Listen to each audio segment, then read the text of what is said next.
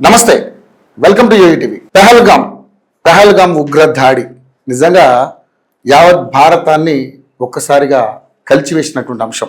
పెహల్గాంలో సరదాగా సేద తీరదామని వెళ్ళినటువంటి భారతదేశంలో ఉన్నటువంటి ప్రతి రాష్ట్రం నుంచి కొంతమంది విజిటర్స్ అక్కడికి వెళ్ళినప్పుడు విచక్షణారహితంగా కొంతమంది ఉగ్రవాదులు, అంటే 100 మంది కాదు, నెంబరింగే ఉంది, 5 మంది ఉగ్రవాదులు మతం కులం అడిగి కూడా వాళ్ళని కాల్చి చంపారు. అంటే నిజంగా మన భారతదేశం యొక్క మిలిటరీ కానీ ఇంటెలిజెన్స్ కానీ ఏం చేస్తుంది? నిజంగానే ఒకవైపు పాక్ కవింపు చర్యలు చేస్తున్నప్పటికీ కూడా, ఒకవైపు చైనా కూడా అదే కార్యక్రమం చేస్తున్నప్పుడు కూడా భారతదేశం యొక్క ఏదైతే రక్షణ దళం ఏదైతే ఉందో ఎందుకు నిమ్మకు నీరెత్తినట్టుగా ఉంది. ముఖ్యంగా చూసుకుంటే ఇప్పుడు పాక్ సంబంధించి దానికి సంబంధించి ఆ దేశానికి నీళ్లను ఆపేశాం, అదేవిధంగా వ్యాపార సంబంధాలు ఆపేశాం, అదేవిధంగా అక్కడికి ఏ రాకపోకలు కూడా లేకుండా ఆపేసినటువంటి పరిస్థితి మనం చూస్తూ ఉన్నాం. సో మరి పాక్కి భారతదేశానికి మధ్య యుద్ధం జరిగితే మంచిదా, జరగకపోతే మంచిదా? మరి పాక్ ఉగ్ర దాడిని ఏ విధంగా మనం ఎదుర్కోగలగాలి? అనేక అంశాలు ఇప్పుడు చాలామంది మధ్యలో మెదులుతూ ఉన్నాయి. ఇప్పుడు మనతో పాటు కాంగ్రెస్ సీనియర్ నాయకులు ఫైర్ బ్రాండ్ ఫిరోజ్ ఖాన్ గారు మనతో పాటు ఉన్నారు. ఫిరోజ్ ఖాన్ గారిని అడుగుదాం నిజంగా, ఎందుకంటే మరి పెహల్గాం సంబంధించినటువంటి దాడి విషయంలో ఒక ముసల్మాన్ మరి తను ఏ విధంగా రియాక్ట్ అవుతాడో తన మాటలో అడిగి తెలుసుకుందాం. ఎందుకంటే భారతదేశంలో ఉన్న ముస్లింలైనా ఇతర దేశంలో ఉన్నటువంటి ముస్లింలు ఎవరైనా కూడా పాకిస్తాన్కి ఒత్తాసు పలికే వాళ్లే అనే ఒక నినాదం ఏదైతే ఉందో, మరి నిజంగానే తను ట్రూ ఇండియనా లేకపోతే పాకిస్తాన్కి సంబంధించి సపోర్ట్ చేసే ఇండియనా అనేది చాలా మంది రకరకాల మాట్లాడుతున్నారు. మొన్న చేసిన ఇంటర్వ్యూ కూడా చాలా వైరల్ అయింది, అద్భుతమైనటువంటి కామెంట్స్ వచ్చాయి. Is a true Indian is a Firoz Khan అని. సో ఆయన మాటలు తెలుసుకుందాం ఏం జరగబోతుంది అన్న. నమస్తే. నమస్కారం, గుడ్ ఆఫ్టర్నూన్. నిజంగా ఈరోజు అంటే మొన్న మనం ఒక ఇంటర్వ్యూ చేసాం, దాదాపుగా 6 lakhs ట్రెండింగ్ 4కి వెళ్ళింది. It's very good. బట్ దాంట్లో మీరు మాట్లాడిన మాటలు చాలా అద్భుతంగా ప్రజలందరికీ వెళ్ళాయి. సో మంచి కామెంట్స్ వచ్చాయి. నిజంగా మరి పెహల్గాం ఉగ్ర దాడిని ఏ విధంగా చూస్తారని, ఎందుకంటే దీని మీద చాలాసార్లు మీరు అంటే మామూలుగా మీరు ప్రజాక్షేత్రంలో ఉన్నప్పుడు మిమ్మల్ని మేము తీసుకున్నప్పుడు మీరు చెప్పారు. బట్ పూర్తి స్థాయిలో అసలు ఏంటి ఇప్పుడు జరగబోయే యుద్ధం మీద కూడా మీరేం మాట్లాడబోతారు అనేది ఇప్పుడు మనం దాన్ని చర్చిద్దాం. ఏంటి అసలు పెహల్గాం దాడి గురించి మీరు ఏం చెప్పాలనుకున్నారు? పెహల్గాం దాడి అది ఇండియన్ సోల్ మీద దాడి, ఇండియన్ సోల్ మీద దాడి, ఇండియా డిగ్నిటీ మీద దాడి, ఇండియా పరువు ప్రతిష్ట మీద దాడి. సో దీనికి no compromise. First day 22nd ఇది ఇన్సిడెంట్ అయింది. ఆ సాయంత్రమే గాంధీ స్టాచ్యూ దగ్గర చెప్పిన మోదీ గారు నో స్పీచ్లు, no compromise, only action, finish Pakistan. Drama చేస్తున్నారు వాళ్ళు వచ్చి భార్య పిల్లల ముందు మతం అరిగి లా ఇలాహా ఇల్లల్లాహ్ ముహమ్మద్ రసూలుల్లాహ్ చదువు చెప్పి ఎవరు చదవలేరు వాళ్లకు పాయింట్ బ్లాంక్ గా కొట్టి ఏం ప్రూఫ్ చేస్తున్నారు? ఫస్ట్ వీళ్ళ ప్లానింగ్ ఏమున్నది అంటే ఇండియాకి బ్రేక్ చేయాలి. ఫస్ట్ ఇండియాలోనే హిందూ ముస్లిం ఫైట్ కావాలి, ఇక్కడనే డివైడ్ చేయాలి. ఆ డైరెక్షన్ తో ఈ టెర్రరిస్టులు వచ్చినారు. అండ్ ఈ టెర్రరిస్టులు వాళ్ళందరి పేర్లు ముస్లిమ్స్ ఉంటాయి,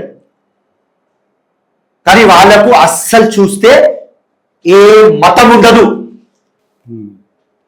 principles of Quran clear cut అంటది, ఎవరైనా ఇన్నోసెంట్ కి నువ్వు సంపితే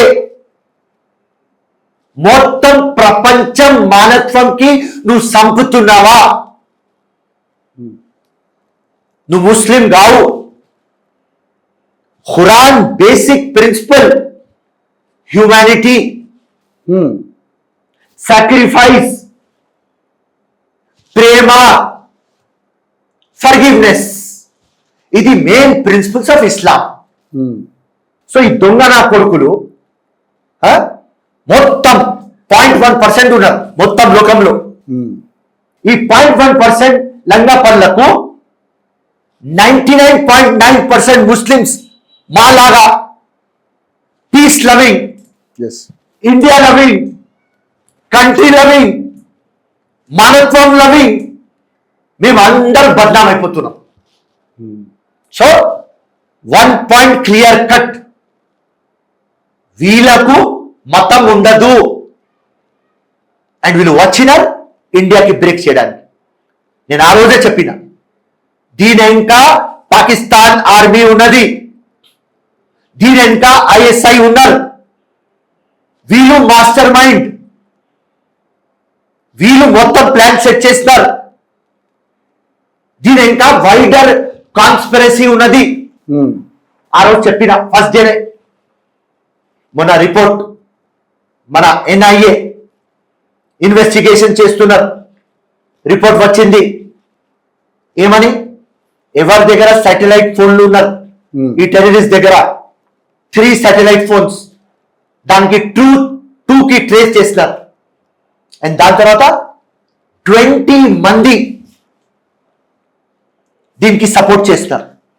ఈ టెర్రరిస్టులు వచ్చిన వారం ముందు వీళ్ళకు 20 మంది సిచ్యువేషన్, లాజిస్టిక్, షెల్టర్, ఫుడ్ అన్ని అరేంజ్ చేసిన వాళ్ళకు కూడా మన ఎన్ఐఏ ఐడెంటిఫై చేసేస్తున్నారు. అండ్ దానికి ఒక పేరు పెట్టినారు ఎన్ఐ, OGW. ఇది కోడ్ వర్డ్, OGW. ఈ OGW లో వీళ్ళకు ఇన్ఫర్మేషన్ ఇచ్చిన వాళ్ళు 2 మంది కశ్మీర్ జైల్లో ఉన్నారు, అది కూడా తీసినారు. ఎందుకంటే రేపటి దినం వార్ అయితే లోకం ముందు పాకిస్తాన్ చెప్తుంది మేం ఇంకా లేం, ఆ టెర్రరిస్టు చేసేస్తారు, ఏదో చెప్పేస్తారు. సో లోకంకి తెలవాలి పాకిస్తాన్ ఇది లంగా పనులు చేస్తున్నది. దానికోసం ఇప్పుడు దాకా వార్ కాలేదు. ఎన్ఐ రిపోర్ట్ వచ్చేసింది, కన్ఫర్మేషన్ వచ్చింది. పాకిస్తాన్ ఆర్మీ, ఆ ఫస్ట్ డేనే చెప్పిన, పాకిస్తాన్ ఆర్మీ జనరల్ వాడు ఆసిమ్ మునీర్ ఎంత అగేన్స్ట్ మాట్లాడతారు అండ్ మొత్తం రెచ్చగొడతారు. అప్పుడే చెప్పిన పాకిస్తాన్ ఆర్మీ దీని వెనుక ఉన్నది. కానీ పాకిస్తాన్ ఆర్మీ ఏమంటుందంటే ఉగ్రవాదానికి పాకిస్తాన్ ఆర్మీకి ఎటువంటి సంబంధం లేదు అని మాట్లాడుతుంది. 100% పాకిస్తాన్లోనే. ఎందుకు? పాకిస్తానే మొత్తం టెర్రరిస్ట్ కి ఒక ఫ్యాక్టరీ, వాళ్ళ మాస్టర్ మైండ్ వాళ్ళే. వాళ్ళు చేసేది ఏం? ఈ టెర్రరిస్టులు ఎక్కడైతారా బచ్చా? మద్రసాలో చిన్నప్పటి నుంచి మొత్తం ఫోటోలు చూపిస్తారు, బాబరీ మస్జిద్ ఇట్లా డెమాలిష్ అయింది, మన ముస్లిమ్స్ కి అన్యాయం అవుతుంది, మనం ఇస్లామిక్ వార్ చేయాలి, జిహాద్ చేయాలి. దాని తర్వాత ఎవరు మిలిటరీలో రిటైర్మెంట్ అవుతారు వాళ్ళకు కొనుక్కుంటారు, హైర్ చేసుకుంటారు, ఉద్యోగాల్లో పెడతారు. ఎవరు చేస్తున్నారు? మొత్తం ఐఎస్ఐ, పాకిస్తాన్ ఆర్మీ అందరు కలుసుకొని ఒక దాడి ఇండియా మీద, కశ్మీర్ వాళ్ళది. సో టోటల్ ఇప్పుడు ఎన్ఐ రిపోర్ట్ లో ప్రూవ్ అయిపోయింది. సో ఆ రోజు 22 చెప్పిన, ఇవాళ కూడా చెప్తున్నా 6th, no compromise, attack Pakistan. వాళ్ళకు అర్థం కావాలి. కానీ పాకిస్తాన్తో ఇప్పుడు యుద్ధం చేయడం వల్ల మన భారతదేశానికి వచ్చే లాభం ఏంటి? ఇది డిగ్నిటీది, పరువుకు సంబంధించిన చెప్తా రవి. మీ ఇంట్లో ఎవరో గుసాయిన్ చేసి మీ నాన్నకు కొట్టి, మీ తమ్ముడికి కొట్టి, మీ భార్య ముందు, మీ బిడ్డ ముందు చేసిన తర్వాత నువ్వు ఏం చేస్తావా? అన్నీ ఆలోచించావు. నేను కూడా రివెంజ్ తీసుకుంటా. సింపుల్. ఇది ఫస్ట్ టైం కాలేదు, ఎన్నో సంవత్సరం నుంచి నడుస్తుంది డ్రామా. ఈ డ్రామా ఏం కావాలి కదా? ఎప్పుడు దాకా హైడ్ అండ్ సీ? నో, పాకిస్తాన్కి తెలవాలి ఇంత ఉన్నది పాకిస్తాన్. వాళ్ళకు అస్సలు బలం లేదు, లంగ దొంగ పనులు చేసుకొని జీవితం సాగుతున్నారు. డబ్బులు లేవు, రైట్? ఇప్పుడు నీళ్ళు ఆపితే నీళ్ళు కూడా ఉండవు, అది ఆపుతున్నాం, ఫైన్, అక్కడ దాకా గుడ్. కానీ వాళ్ళకు చూపియాలి, మా ఇంట్లో నువ్వు గుసాయించున్నావా? మా హిందుస్థాన్ది ఒక నేచర్ ఉన్నది, మా ఇండియాది ఒక నేచర్ ఉన్నది.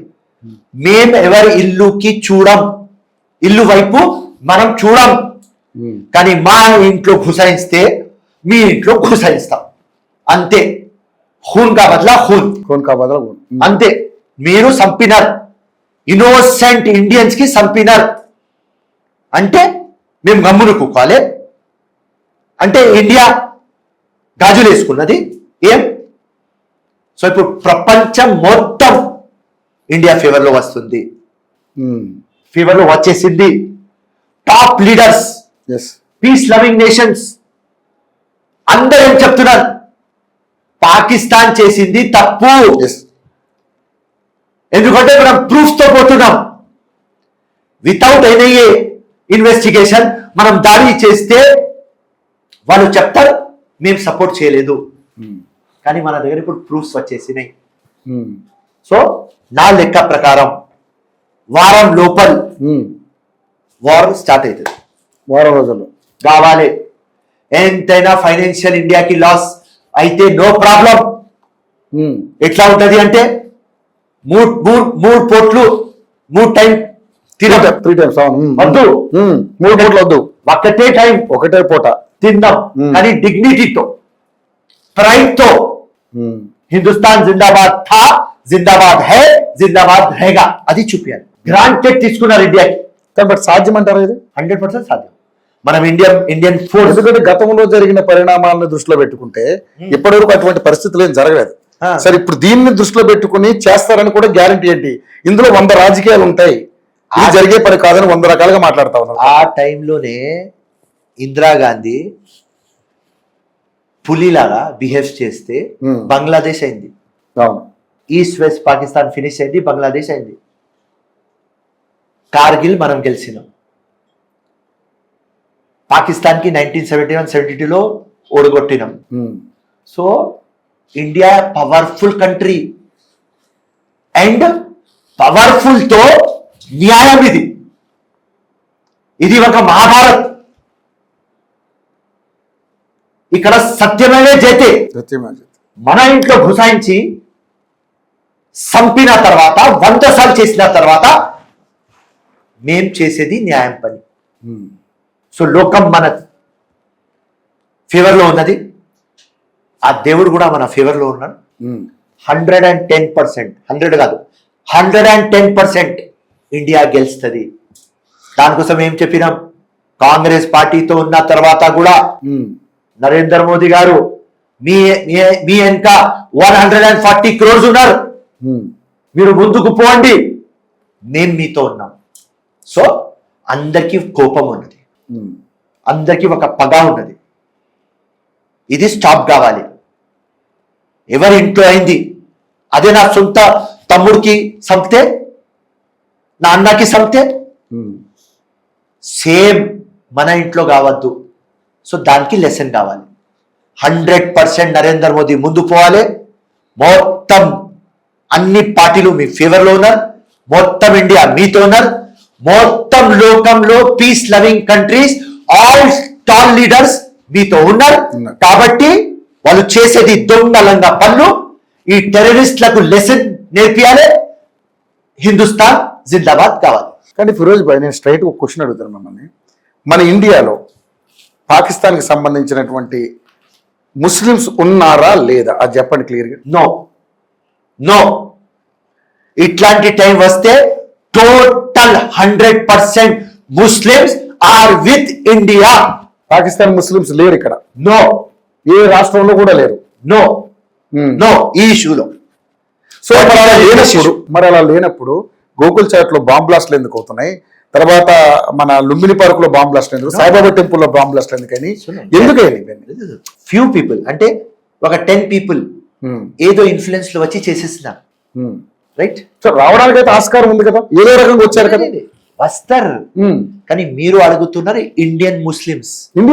ఇండియాలో పాకిస్తాన్ ముస్లిమ్స్, పాకిస్తాన్ ముస్లిం ఏదో ఒక స్వీపర్ సెల్స్ ఎక్కడో, రైట్, లోపల జోరితే ఎక్కువ ఎక్కువ ఎక్కువ ఎక్కువ అంటే ఒక 50 మంది ఉంటుంది. ముస్లిమ్స్ ఇక్కడున్న ముస్లిమ్స్ పాకిస్తాన్ సపోర్ట్ చేస్తున్నారా? చేరు చేరు చాలా. All Muslims in our country, మన మొత్తం ఇండియాలో ఐ థింక్ 30 కోట్లు ముస్లిమ్స్, ఉమ్, 30 కోట్లు ముస్లిమ్స్ ఇండియాకేనే సపోర్ట్ చేస్తున్నారు ఈ ఇష్యూలో. పాకిస్తాన్ కి 1% కూడా సపోర్ట్ చేయరు. మరి అలాంటప్పుడు అసదుద్దీన్ ఓవైసీ చేసిన కామెంట్ ని ఏ విధంగా చూడొచ్చు మనం? ఏది 15 నిమిషాలు నాకు టైం ఇస్తే అందరూ ఊచకోత కోసి పాడదు. అది టోటల్ రాంగ్. వాడికి జైలు కూడా పోయినాడు, బయట కూడా వచ్చినాడు. అంటే ఆ మాట అనడానికి ఎంత గట్స్ ఉండాలంటున్నా నేను. అదే ఎందుకు చేశాడు ఆ మాట? ఆ టాక్స్ ఎందుకు చేశాడు ఆయన? అది ఆయన పార్టీ సిద్ధాంతం. డివైడ్ అండ్ రూల్ చేయాలి. సింపుల్. బీజేపీ సిద్ధాంతం డివైడ్ అండ్ రూల్, ఎంఐఎం సిద్ధాంతం డివైడ్ అండ్ రూల్. అంతే. రిలీజన్ మీద మాట్లాడాలి. వాళ్ళ అవస్థ, వాళ్ళ ఐడియాలజీ, వాళ్ళు అట్లనే మాట్లాడతారు. మరి ఇండియాలో ఉంటూ అలాంటి మాటలు మాట్లాడకూడదు కదా. రాంగ్ కదా. దానికోసం జైలు పోయినాడు కదా, ఉన్నాడు కదా 2 నెలలు అక్బరుద్దీన్ జైల్లో ఉన్నాడు కదా. సో అది రాంగ్. తప్పు తప్పు తప్పు.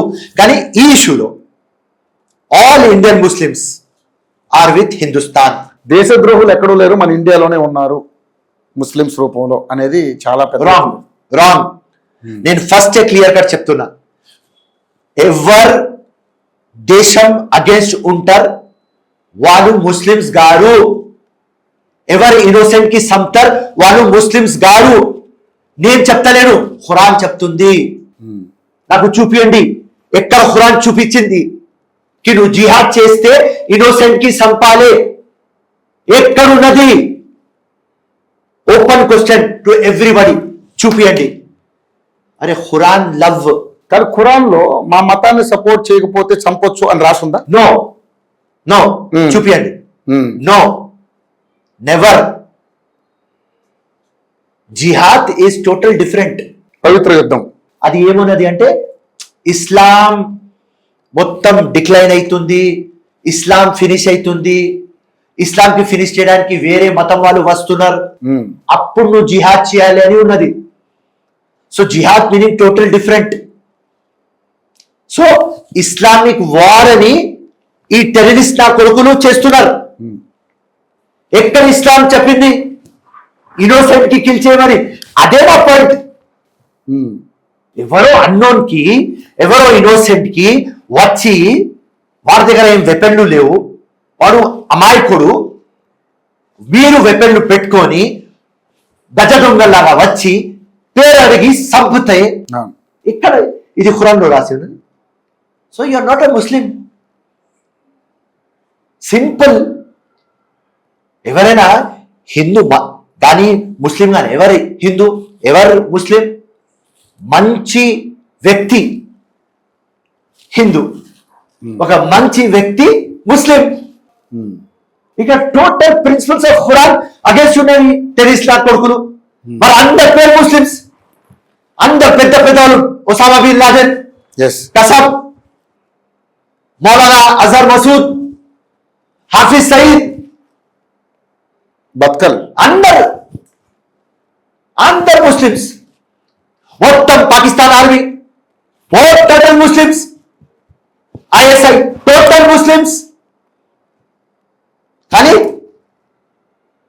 As per Quran, as per Feroz Khan, they are not Muslims. That's all. Muslim అంటే peace lover, Quran follow. Quran రాసిన ప్రాఫిట్ మొహమ్మద్, ఆయననే ఆయన ఎనిమీస్ కి ఫర్గివ్ చేసేది. అట్లాంటి ఒక వ్యక్తి ఖురాన్ మేము లా ఇలాహా ఇల్లల్లా ముహమ్మదుర్ రసూలుల్లాహ్ చదువుతాం అంటే అల్లా, ప్రాఫిట్ మొహమ్మద్ ఖురాన్ రాసినాడు. ఖురాన్ లో ప్రేమ, కంపాషన్, హ్యూమానిటీ, ఫర్గివ్నెస్, బ్రదర్హుడ్, ఇది ఖురాన్ రావత్. ఇక్కడ ఎవరు తయారు చేసినారు రాబాయి? ఇంత గడ్డం పెట్టుకొని రైట్ మాలాగా అందరు 99.9 ముస్లిమ్స్ కి బద్నాం. మాకు సిగ్గు ఏమో వాళ్ళ పేర్లు చూస్తుంటే. సో లోకంకి చెప్తున్నా, వాళ్ళకు ముస్లిం పేరు ఉన్నది కానీ వాళ్ళు ముస్లిమ్స్ గారు. ఖురాన్ ఒప్పుకోదు. Simple logic. మేము ఏదైనా ఫాలో అయితే ఖురాన్కే ఫాలో అవుతాం. మాకు సెకండ్ బుక్ లేదు ముస్లిమ్స్ కి, ఓన్లీ 1 బుక్ ఖురాన్, దానికే ఫాలో చేయాలి. మా అల్లా చెప్పినాడు. సో అదే ఖురానే చెప్తుంది, నువ్వు రాంగ్, మళ్ళీ నువ్వు ఎట్లా కరెక్ట్ అవుతావా? సో నిజంగానే ఇప్పుడు అంటే 5 టెర్రరిస్టులు వచ్చి అంతమందిని దాదాపు 28 మందిని కాల్చి చంపే అంత ధైర్యం చేశారంటే అంటే ఎక్కడ లోపం జరిగిందంటారు? అంటే ఇంటెలిజెన్స్ లోపమా లేకపోతే వినండి ఇంటెలిజెన్స్ ఫెయిలియర్ 100%. ఉమ్, కానీ అది తర్వాత మనం మాట్లాడుకుందాం. ఇప్పుడు ఇంటెలిజెన్స్ ఫెయిలియర్ అని మాట్లాడితే ప్రాబ్లం ఉమ్. ప్రాబ్లం ఎక్కడున్నది పాకిస్తాన్ వాడికి ఫినిష్ చేయాలి. అసలు ప్రాబ్లం జరగడానికి కూడా ఆస్కారాలు ఏంటి, ఏ విధంగా జరిగిందనే దాన్ని కూడా ఆలోచించాలి కదా మనం. అది మన ఇంటర్నల్ మనం జాగ్రత్తగా ఉంటే జరిగేది కాదు కదా. వినండి ఇలా జరగకపోతే రేపైతుంది. ఎందుకంటే వాళ్ళు గమ్మును కూకోరు. వాళ్ళు మొత్తం జీవితం ఒక్కటే మైండ్ సెట్. అవును, ఇండియాకి ఎట్లా కొట్టాలి, అవును, సింపుల్ లాజిక్. మా టెర్రరిస్టులు కశ్మీర్లో ఎట్లా పెనిట్రేట్ కావాలి, ఇండియా పీస్ హార్మోనీ ఎట్లా ఫినిష్ కావాలి, ఇక్కడ హిందూ ముస్లిం కొట్లాడుకోవాలి, అవును, ఎస్, ఇక్కడ కమ్యూనల్ వైలెన్స్ కావాలి, ఇండియా డిస్టర్బ్ ఉండాలి. ఇక్కడ డిస్టర్బ్ ఉంటే స్టోరీ ఫినిష్. ఎస్. ఎందుకంటే ఆ పాకిస్తాన్ ఇంకా చైనా ఉన్నది, ఆ స్టోరీ రష్యా ఉన్నది, చైనా ఉన్నది. China main. చైనా బట్ ఇప్పుడు యుద్ధం వస్తే చైనా సహకరిస్తుందా? 100% చేసేది పాకిస్తాన్ కి. ఎందుకంటే వాళ్ళకు ఏమున్నది అంటే అమెరికా మొత్తం మ్యానుఫ్యాక్చరింగ్ యూనిట్స్ చైనాలోనే ఉన్నారని అమెరికా చెప్తుంది. ఓకే. సో ఎక్కడ మ్యానుఫ్యాక్చరింగ్ యూనిట్స్ ఇండియాకి వచ్చేస్తే చైనా రోడ్ మీద వచ్చేస్తుంది. సో చైనా 100% పాకిస్తాన్ కి సపోర్ట్ చేస్తుంది. There is no doubt. Okay, అయినా మనం తగ్గేదిలే. నథింగ్. ఎవరైనా సపోర్ట్ చేయండి. ఇది న్యాయం వార్. ఎస్, డెఫినెట్లీ మనమే గెలుస్తాం, పక్కా 100% గెలుస్తాం. మన ఆర్మీ మీద టోటల్ నమ్మకం. సింపుల్, మన ఫైటర్ ప్లేన్సే ఫినిష్ చేస్తాం. మన Rafale plane, MiG 40 years 50 years old plane, అదే ఫినిష్ చేసేస్తుంది. సుకోయి ఫినిష్ చేసేస్తుంది. Okay, simple. అది రఫాల్ ట్రయల్ చేస్తుంటేనే చెప్పేస్తున్నా, ఇది కట్ చేయవద్దు. ఓకే, రఫాల్ ఇట్లా ట్రయల్ కొడుతుంది, పాకిస్తాన్ కి ఉచ్చ పడుతుంది. సో 100% మన నేవీ కానీ మన ఆర్మీ కానీ ఫినిష్ చేసేస్తుంది. కానీ పాకిస్తాన్ కూడా ఎక్కడ తగ్గేటట్టు కనపట్లేదు. వాళ్ళు కూడా రెడీ, యుద్ధానికి సిద్ధం అంటున్నారు వాళ్ళు కూడా. ఇప్పుడు ఇది ఎలక్షన్. ఎలక్షన్ లో అవతల పార్టీ చెప్తుంది రైట్ మేము ఓడిపోతున్నామని, మేమే గెలుస్తున్నామంట.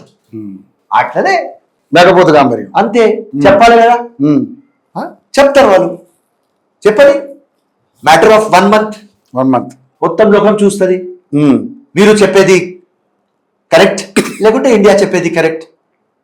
సో మోదీ మీద చాలా అది నమ్మకం ఉందా? ఉన్నది. మోదీ మీద ఉన్నది.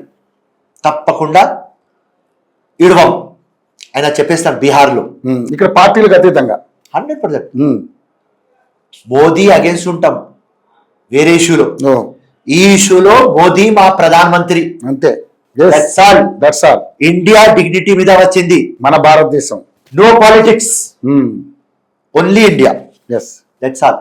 సో మోదీతో ఉన్నాం 100%.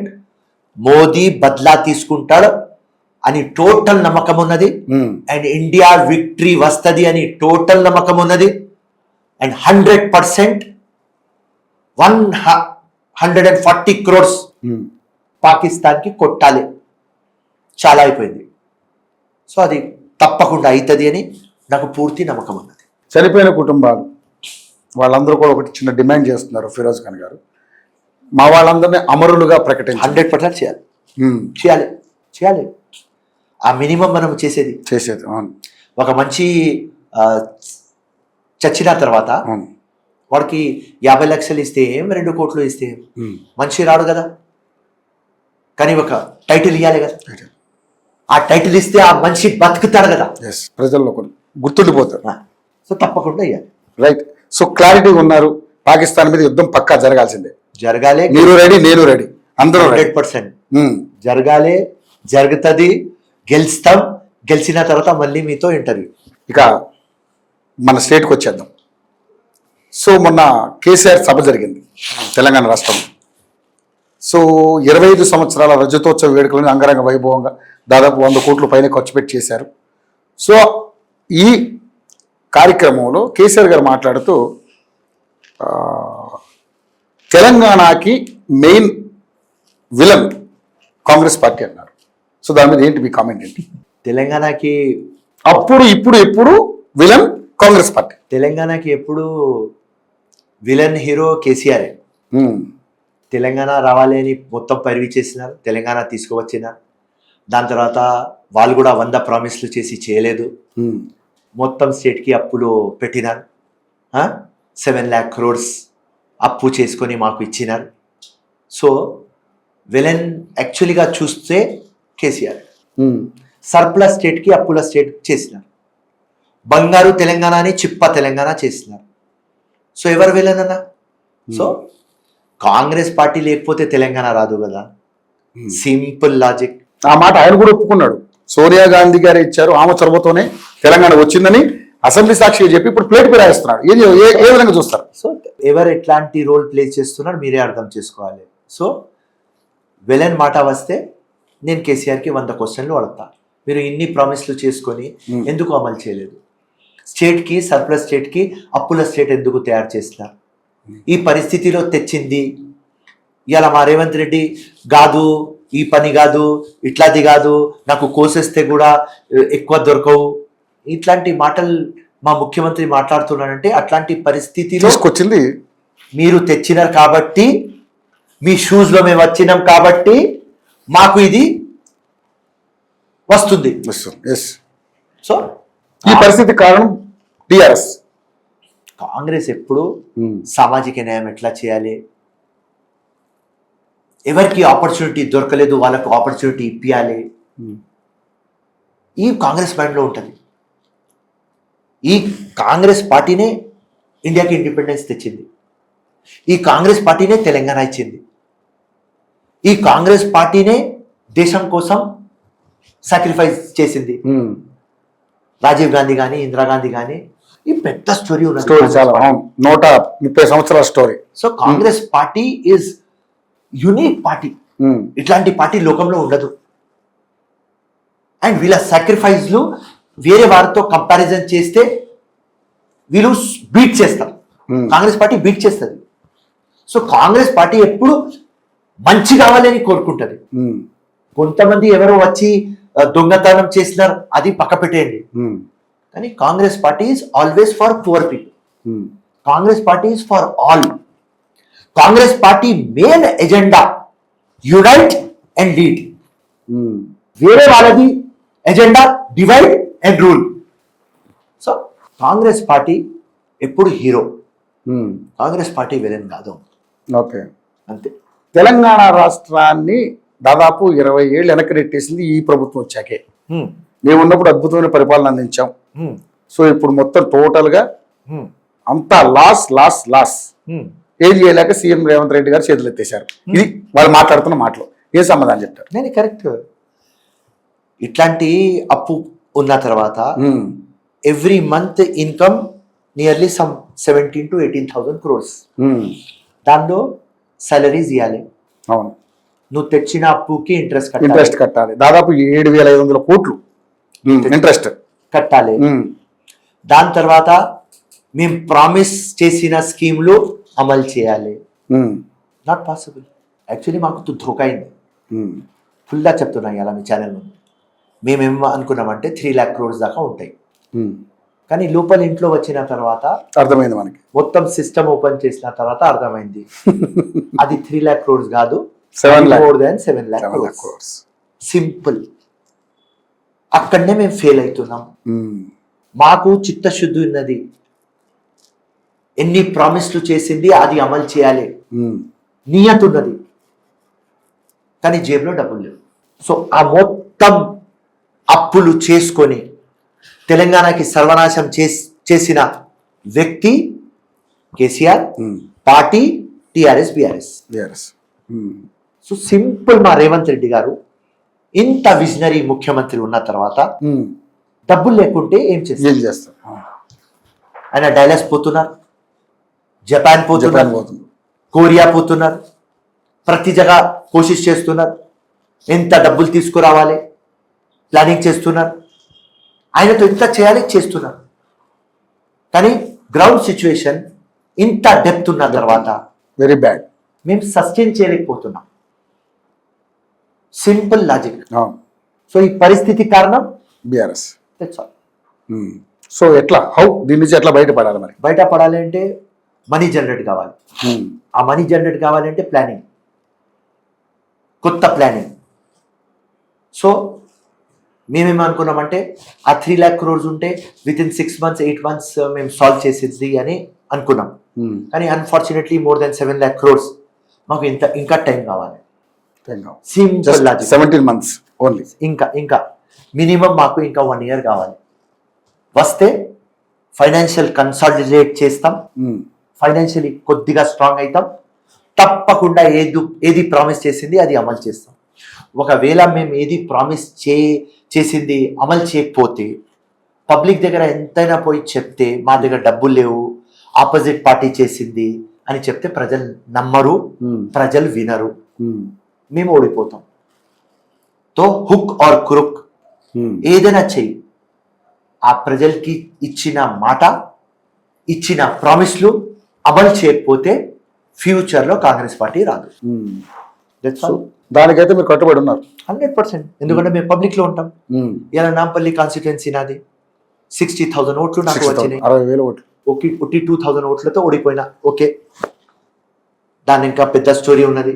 Okay fine. కానీ 60,000 ఓట్లు, 16,000 ఓట్లు నేను సస్టైన్ చేయాలి కదా. నేను పోతే పబ్లిక్ అడుగుతున్నది ప్రతిసారి ఎందుకు ఓడిపోతున్నారు అనేది ఏమైనా క్యాలిక్యులేట్ చేసుకున్నారా మీరు? బోకస్ ఓట్లు, బోకస్ ఓట్లు. అప్పుడు టిఆర్ఎస్ పార్టీ, ఎంఐఎం కాంప్రమైజ్, బీజేపీతో కాంప్రమైజ్. అప్పుడు మొత్తం గవర్నమెంట్ మషినరీ వాళ్ళ ఫేవర్ లో, రైట్, ఎవ్రీథింగ్ వాళ్ళ ఫేవర్ లో. సో వాళ్ళు మొత్తం టీం కలుసుకొని ఫిరోజ్ ఖాన్ మీద ఫైట్ చేస్తారు. అసదుద్దీన్ మొత్తం తెలంగాణ తిరగలేదు. మా నాంపల్లిలోనే లకడికాపూల్లో ఇల్లు రెంట్ లో తీసుకున్నాడు, ఇక్కడనే ఉన్నాడు 40 days. ఫిరోజ్ ఖాన్ కి నేను ఓడగొట్టాలి, ఫిరోజ్ ఖాన్ అసెంబ్లీలో వస్తే ప్రాబ్లం అవుతుంది. ఎవరికి ప్రాబ్లం అవుతుంది? ఆయన తమ్ముడికి ప్రాబ్లం అవుతుంది, అక్బరుద్దీన్ ఓవైసీకి. సింపుల్. సో ఆయన కూర్చున్నాడు. సో మొత్తం ప్లానింగ్ చేసుకొని ఒక మొత్తం టీం ఫిరోజ్ ఖాన్ మీద పడింది.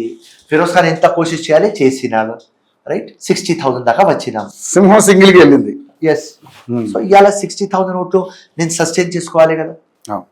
నేను పబ్లిక్ లోపల పోతే పబ్లిక్ అడుగుతున్నది నాకు 2,500 ఎప్పుడు ఇస్తావా, 4,000 రూపీస్ మీరు ఇస్తామన్నారు, మాకు డబుల్ బెడ్రూమ్ ఎప్పుడు ఇస్తారు, మాకు ఇంద్రమా హౌసింగ్ ఎప్పుడు ఇస్తారు, మాకు ఓవర్సీస్ స్కాలర్షిప్లు ఎప్పుడు ఇస్తారు అడుగుతున్నారు. 200 యూనిట్స్ మీరు మాఫ్ చేస్తామన్నారు, ఉట్టి 15% మాఫ్ చేసినారు, 85%కి మాఫ్ చేయలేదు. సబ్సిడీ ఇస్తామన్నారు గ్యాస్, ఉట్టి 15%కి వస్తుంది, వేరే వాళ్ళకు ఎప్పుడు ఇస్తారు? మా రోడ్ పనులు ఎప్పుడు చేస్తారు, మా డ్రైనేజ్ మోరీ పని ఎప్పుడు చేస్తారు, మా స్కూల్ పని ఎప్పుడు చేస్తారు, మా హాస్పిటల్కి ఎప్పుడు ఇంప్రూవ్ చేస్తారు, మాకు ఉద్యోగాలు ఎప్పుడు ఇస్తారు, మాకు బిజినెస్కి లోన్లు ఎప్పుడు ఇస్తారు? 100 క్వశ్చన్లు మా కోసం. దాని తర్వాత కూడా పబ్లిక్కి ఫిరోజ్ ఖాన్ మీద నమ్మకం, కాంగ్రెస్ పార్టీ మీద నమ్మకం, సంజాయిస్తున్నాం. 16 months అయింది, పబ్లిక్ కూడా పేషెన్స్తో వింటున్నారు. కానీ ఇంకా 1 yearలో ఇవ్వకపోతే నేను కూడా నాంపల్లిలో తిరగాలి అంటే కష్టం. సో ఆ పరిస్థితి రాకూడదని నేను కోరుకుంటున్నాను. సరే, ఓకే, దాని మీద పక్కన మాట్లాడదాం. ముఖ్యంగా చూసుకుంటే తెలంగాణ రాష్ట్రానికి ఏదో రకంగా ఆదాయం సృష్టిద్దామని రేవంత్ రెడ్డి ఒక అడుగు ముందుకేస్తుంటే, అంటే జస్ట్ లైక్ ఇప్పుడు మన అందాల పోటీలు, మిస్ వరల్డ్ పోటీస్ మన దాంట్లో తెలంగాణ రాష్ట్రంలో చాలా అంగరంగ వైభవంగా స్టార్ట్ చేస్తున్నారు. దాని మీద కూడా రకరకాల రాజకీయాలు, దాని మీద కూడా బురద జల్లే కార్యక్రమాలు జరుగుతున్నాయి. దీన్ని ఏ విధంగా చూస్తారు? మిస్ వరల్డ్, ఆ ఫార్ములా రేసింగ్ నా లెక్క ప్రకారం అవసరం లేదు. ఓకే. కానీ ముఖ్యమంత్రి టీంకి ఒక మైండ్లో ఏమున్నది అంటే తెలంగాణ గ్లోబలీ షైన్ డెఫినెట్లీ మంచి పేరు. అండ్ దీనికి నియర్లీ 50 countries లైవ్ చూపిస్తారు. ఓకే. ఫ్యూచర్ ఇన్వెస్ట్మెంట్స్ ప్లానింగ్ తో ఇది మిస్ వరల్డ్. లేకపోతే మిస్ వరల్డ్ అవసరం లేదు. అవును. మేము యాంటిసిపేట్ ఏం చేస్తున్నామంటే ఫ్యూచర్లో తెలంగాణ బాగుపడుతుంది, yes yes money generate generate అవుతుంది, అవుతుంది. అవును అవును. ఫైనాన్షియల్ కన్స్ట్రెయింట్ తో మనం బయట వస్తాం, అవును ఒక దారి దొరుకుతుంది. అవును. ఆ యాంటిసిపేషన్ తో, ఆ పాజిటివ్ థింకింగ్ తో మిస్ వరల్డ్ చేపిస్తాం. దానికి 100 అడ్డంకులు ఏ ప్రతిపక్షాలు ఉన్నాయి, చేస్తూనే ఉంటాయి అనుకోండి. ఎస్. సో అయినా ఆగేదిలే. అపోజిషన్ ఒకటే అడుగుతుంది, నువ్వు ఇచ్చే మాట, చెప్పే స్కీమ్లు ఇస్తలేవు, ఈ మొత్తం లొల్లి పంచాయతీ ఎందుకు చేస్తున్నారని వాళ్ళు చెప్తాం. ఓకే. కానీ ఈ లొల్లి పంచాయత్ మేము ఎందుకు చేస్తున్నాం?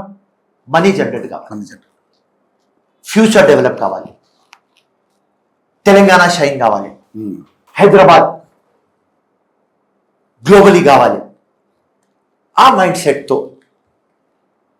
గుడ్ ఇంటెన్షన్తో డబ్బులు వస్తే ప్రజలకి మేలైతాయి, ఆ దానిలో ప్లానింగ్లో మేము చేస్తున్నాం. రైట్. ముఖ్యంగా చూసుకుంటే ఆపరేషన్ కగార్ బీజేపీ పార్టీ చాలా ప్రతిష్టాత్మకంగా తీసుకుని కర్రెగుట్టలో కూమింగ్ అండ్ ఎన్కౌంటర్ ప్లాన్ చేసింది.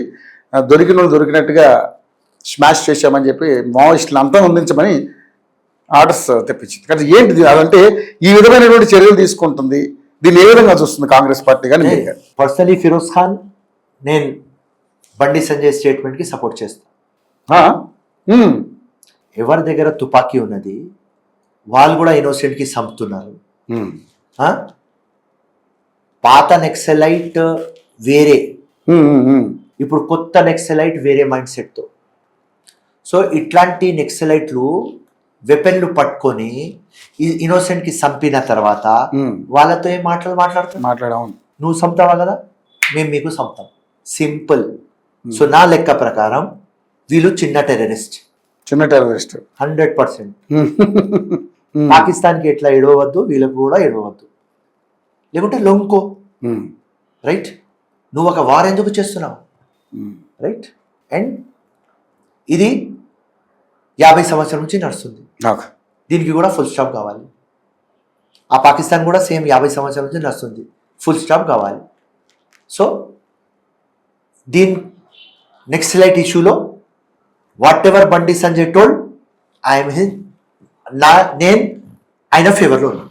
ఓకే. సో ఈ ఎన్కౌంటర్ కరెక్ట్. సింపుల్.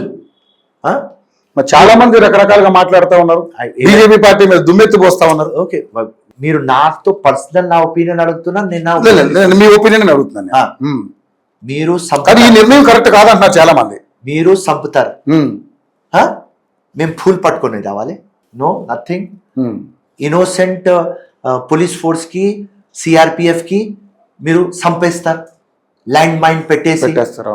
ఎన్నో పొలిటీషియన్ కి మీరు చంపేస్తారు. ఎవరు మీకు కోఆపరేట్ చేయకపోతే అతనికి చంపేస్తారు. ఎవరు మీకు షెల్టర్ ఇవ్వకపోతే వాళ్ళకు మీరు చంపేస్తారు. ఎవరు మీకు ఇన్ఫర్మేషన్ ఇవ్వకపోతే మీరు చంపేస్తారు. మీరు చేసేది ఎవ్రీథింగ్ రైట్, మేము చేస్తే రాంగ్. సో ఈక్వల్ ఉండాలి. మీరు చంపుతున్నారు కదా, మేము చంపుతాం. That's all. మీరు డ్రెస్లో ఉన్నారు, మేము కూడా డ్రెస్లో ఉన్నాం. నువ్వు మాకు చంపు, లేకుంటే మేము మీకు చంపేస్తాం, లేకుంటే లొంగు. No other thing. ఈ మొత్తం మాటలు వద్దు రామయ్య. అక్కడ పాకిస్తాన్తో వద్దు, ఈ నెక్స్ట్ లైట్తో వద్దు. Okay, simple. Law should prevail. Simple, అంతే. వైలెన్స్ ఎక్కడ కూడా ఉంటే దానికి ఆన్సర్ ఆ టైంలో గాంధీ నాన్ వైలెన్స్, అది ఆ టైం. ఈ టైంలో వైలెన్స్ 1940, 1930, 1947 అది సూట్ అయింది. ఆ టైంకి అది ఓకే, కానీ ఈ టైంకి కాదు. खून का बदला खून, जान का बदला जान.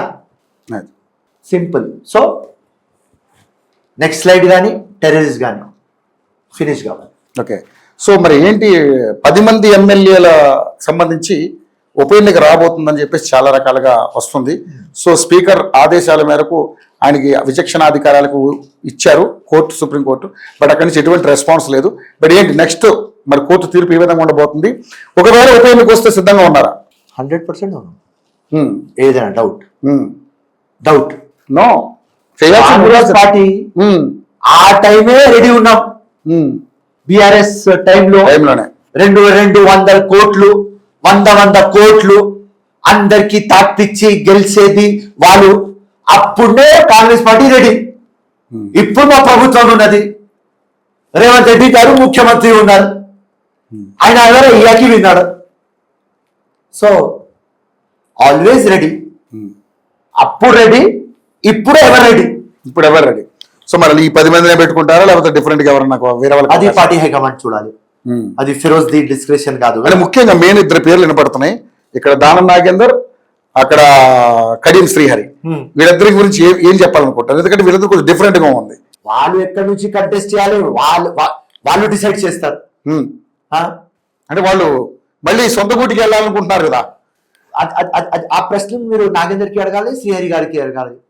ఫిరోజ్ ఖాన్ ఆన్సర్ చేయలేదు కదా. Okay right. మరి వెళ్ళాలనుకుంటారు మీరు, ఆ ప్లేస్ లో కొత్త వాళ్ళు పెట్టాలి కదా.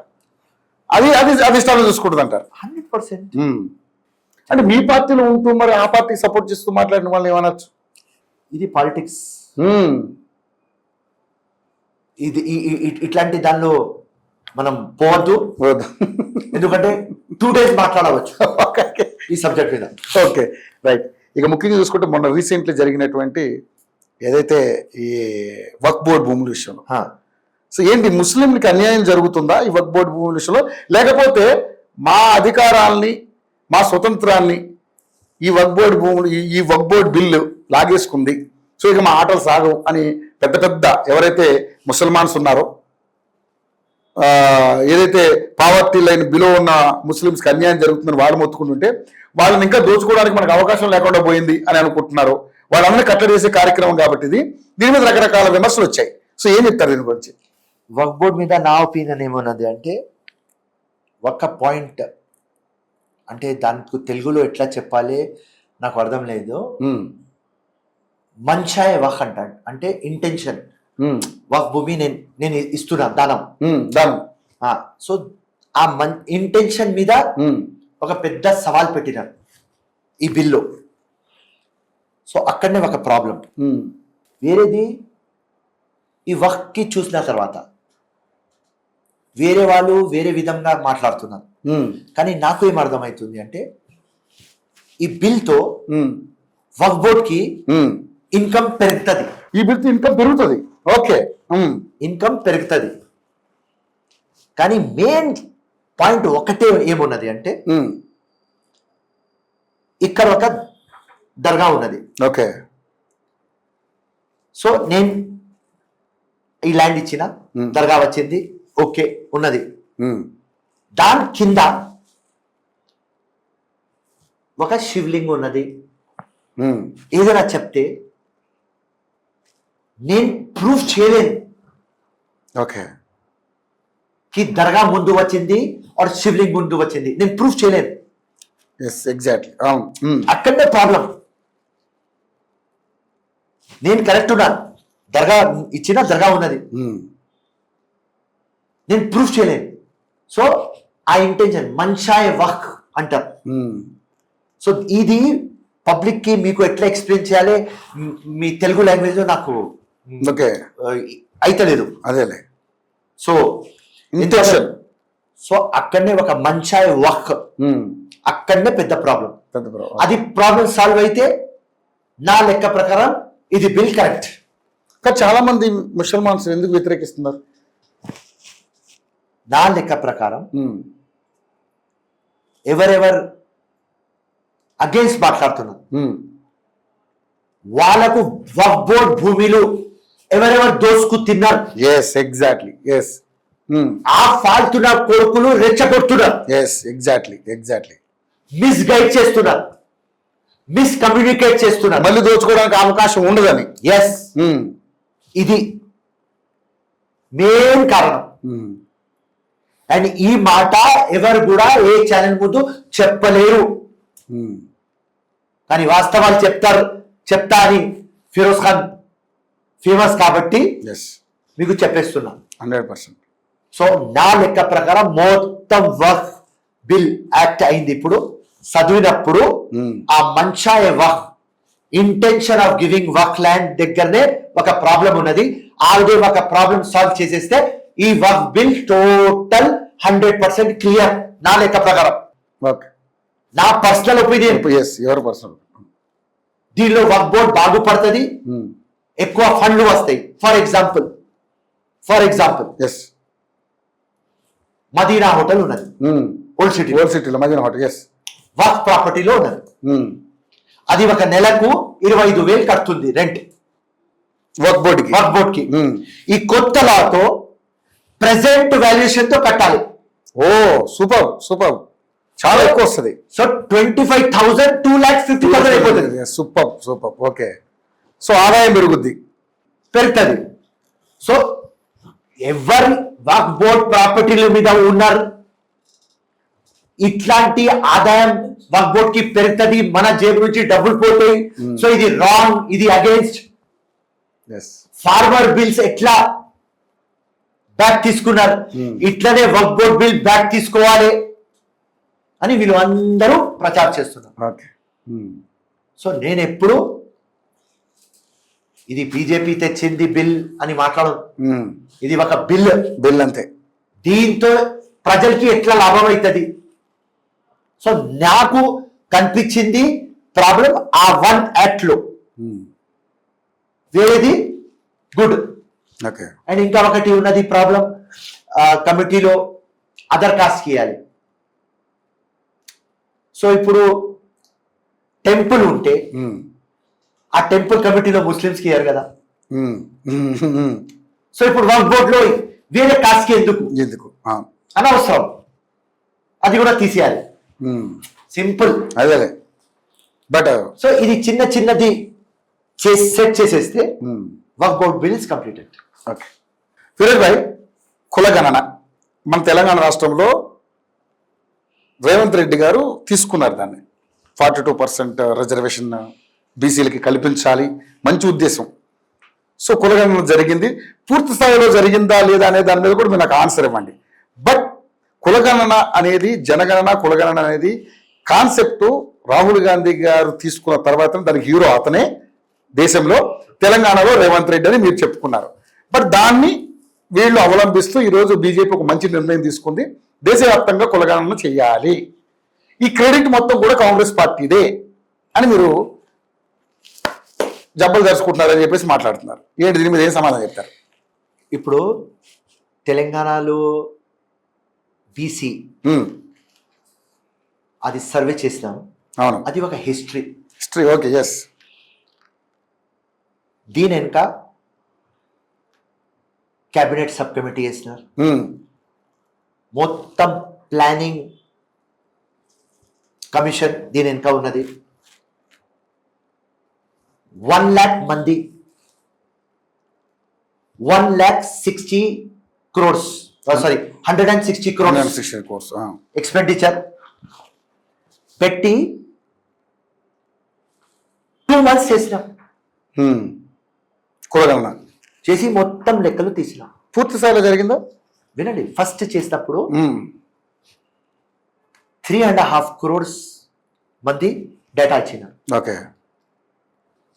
35 lakh houses రిమైన్ అయింది. దానికి మళ్ళీ 12 days ఎక్స్టెండ్ చేసినాం, 12 రోజులు. అవును, చేసేసి టోటల్ 100%కి 100% చేసినాం కంప్లీట్. చేస్తే బీసీ పాపులేషన్ ABCDE 56.32% వచ్చింది. ఇది రాహుల్ గాంధీ భారత్ జోడో యాత్రలో చెప్పినారు, ముఖ్యమంత్రి గారు దిల్ మీద తీసుకున్నారు. తీసుకొని ఇంపాసిబుల్ పనికి పాసిబుల్ చేసినారు. ఇది ఇప్పుడు దాకా ఇండియాలో ఎప్పుడు కాలేదు. ఇది కులగణన ఇది ఎప్పుడైంది? ఇండిపెండెన్స్ ముందు 1931లో. దాని తర్వాత 2011లో అయితే only schedule caste, schedule tribe కి ఐడెంటిఫై చేసినారు. ఓకే.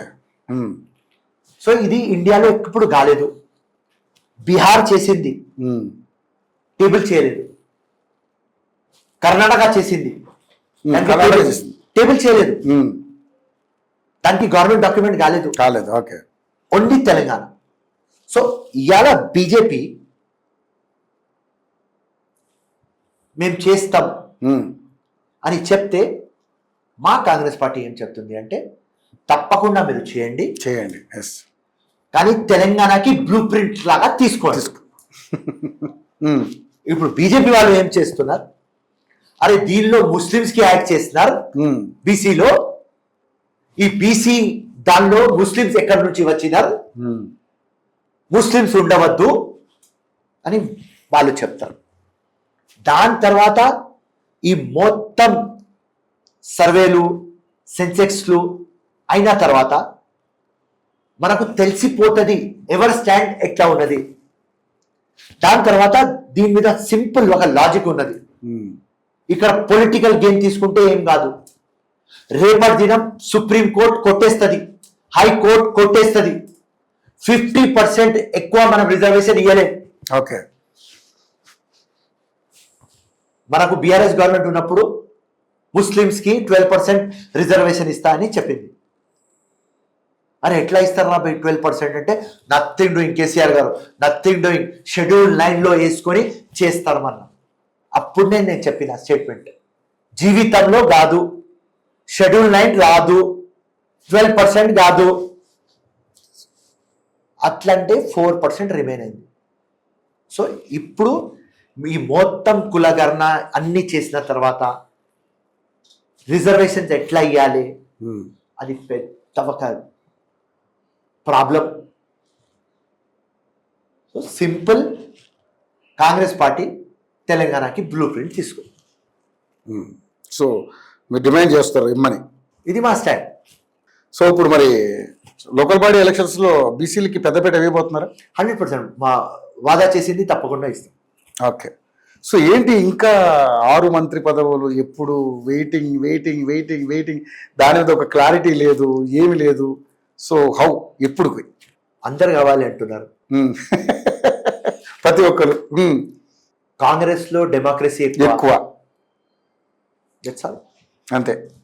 సో అది కాలమే నిర్ణయించాలి.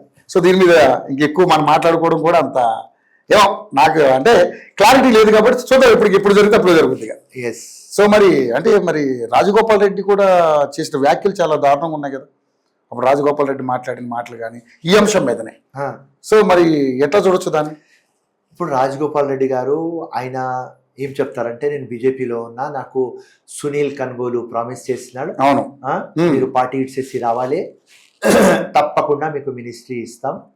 ఆ గ్యారంటీ మీద, ఆ మాట మీద, కాంగ్రెస్ ఇచ్చే మాట ఎప్పుడు వెనకపోదు కాబట్టి నేను వచ్చిన, ఇప్పుడు ఆ మాట మీద మీరు కట్టిపడి ఉండాలి. నేను దానికోసం నా లైఫ్ మీ చేతిలో ఇచ్చేసిన అయినా రైట్. ఇప్పుడు ఈక్వేషన్ చూస్తే అన్ని నల్గొండకి వెళ్ళిపోతున్నాయి. కరెక్ట్. మళ్ళీ అయినా రెడ్డి ఇలా బీసీ గురించి మాట్లాడుతున్నాం. సామాజిక న్యాయం చేయాలి తప్పకుండా. అవును. ఎట్లా? ఇది ప్రాబ్లం మాకు వచ్చింది. ఆ హైకమాండ్ కూడా హెడేక్ అయిపోయింది. ఇక్కడ హైకమాండ్ కి హెడేక్ అయిపోయిందా? ఎస్. ఓకే. సో ఎట్లా బ్యాలెన్స్ చేయాలి? Yes, definitely. ఒకరికి ఇస్తే ఒకరికి కోపం. So better time is the answer. Yes. Keep quiet. Thank you Firoz bhai. Thank you. చాలా రోజుల తర్వాత అయినా, బట్ కొన్ని అనివార్య కారణాల వల్ల మీరు ఇవ్వలేకపోయినా ఒక మంచి సబ్జెక్ట్ మీద మనం ఇంటర్వ్యూ చేసాం. ఫర్దర్గా మరిన్ని అప్డేట్స్ మీద మిమ్మల్ని కలుసుకునే ప్రయత్నం చేస్తాం. Thank you so much. Thank you. So చూసారు కదండి, ఫిరోజ్ ఖాన్ గారు చాలా స్ట్రైట్ అండ్ ఫార్వర్డ్ వ్యక్తి, బట్ ఉన్నట్టుగా చెప్తారు, నిజాయితీగా ఉండే వ్యక్తి. ఆయన మంచితనం గురించి మనం పెద్దగా చెప్పక్కర్లేదు. బట్ ఒక క్వశ్చన్ గుర్తొచ్చింది, అదొకటి అడుగుతాను. అది అడిగిన తర్వాత మనం ఎండింగ్ చెప్దాం. చిన్న క్వశ్చన్ అన్న, ఈ మధ్య కొన్ని కామెంట్స్ చూశాను నేను. ఫిరోజ్ ఖాన్ గారు బీజేపీ పార్టీలోకి వస్తే చాలా మంచిగా ఉంటుంది అని చెప్పి విపరీతమైన కామెంట్స్ పెడుతున్నారు. సో వాళ్ళకి కామెంట్ పెట్టిన వాళ్ళకన్నా మీరేం సమాధానం చెప్తారు? ఎందుకంటే మిమ్మల్ని కోరుకుంటున్నారు అలాగా. ఎందుకంటే మీకున్నటువంటి ప్యూరిటీ, ఆ మంచితనం, అంటే మిమ్మల్ని చూస్తే అరే ఈయన ఏం మోసగాడరా అన్న ఫీలింగ్ ఎవరికి రాదు, ఆ మంచితనమే గుర్తొస్తుంది. కాబట్టి కింద కామెంట్స్ కూడా అన్ని మంచి కామెంట్, పాజిటివ్ కామెంట్స్ చాలా అద్భుతంగా వస్తున్నాయి. ఏంటి దాని మీద ఏం సమాధానం చెప్పారు? ఎవరెవరు ఆ కమెంట్లు పెట్టినారు ఫస్ట్ ఆఫ్ ఆల్ అందరికీ thank you. Thank you. And మీ ఫిరోజ్ ఖాన్కి చూస్తేనే వాళ్ళకు లోపల భగత్ సింగ్ కనిపిస్తాడు. Yes, definitely. సో బీజేపీ పార్టీకి మీరు పిలుస్తున్నారు, థ్యాంక్ యూ సో మచ్. కానీ నేను కాంగ్రెస్లో హ్యాపీ ఉన్నా. So thank you so much. అంతే. రైట్, కాలం నిర్ణయించాలి ఏదన్నా కానీ. Right, thank you Firoz bhai, thank you so much. So అదే పరిస్థితి. సో మరిన్ని అప్డేట్స్తో మళ్ళీ కలుసుకుందాం. ఇంకా చాలా ఉంది, ఎందుకంటే దాదాపుగా ఈ ప్రభుత్వానికి కూడా మనం టైం ఇవ్వాలి. కేవలం 17 నెలలు అయింది, ఇంకా 2 సంవత్సరాల 2.5 సంవత్సరాలు కూడా కాలేదు. ఎందుకంటే ప్రభుత్వంలో కొన్ని నిర్ణయాలు అవలంబించాలన్నా, కొన్ని నిర్ణయాలు ఫామ్ అవి అంటే కొన్ని ఏదైతే ఈ ప్రామిసెస్ ఏదైతే కొంచెం చెయ్యాలన్నా కూడా కొంచెం టైం తీసుకుంటారు. బట్ ప్రతిపక్షాలు కూడా టైం ఇవ్వాలి. చూద్దాం ఏం జరగబోతుందో. Water studio.